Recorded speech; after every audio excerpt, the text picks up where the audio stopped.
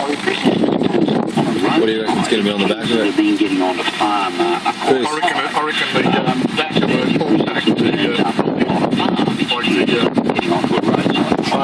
Does that suggest that the spraying that's being done on those roadsides and railway lines isn't being done in an appropriate way? Get this one ready, mate. We've gone and interviewed the people. Got a big load coming. In these non-agricultural areas. We find that glyphosate's got a tendency in some situations to be the weed management of choice.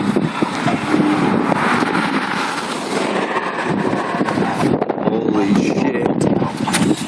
It's going to be a fucking big one.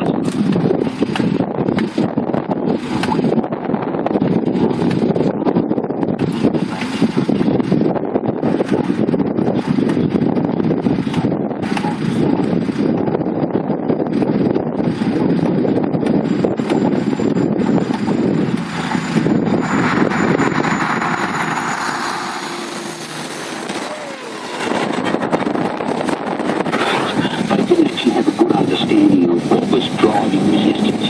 So they weren't really in a position to make very, very good decisions about how they were going to manage their herbicides. What that means, of course, is that if glyphosate is the only thing that's being done in those areas, then we've got a high chance of getting resistant weeds. Is this spraying mainly being done by government workers?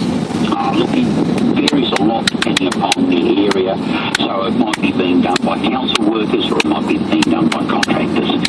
They're probably the two biggest groups of sprayers. Were you able to tell us the difference between the use of contractors and council workers? Well,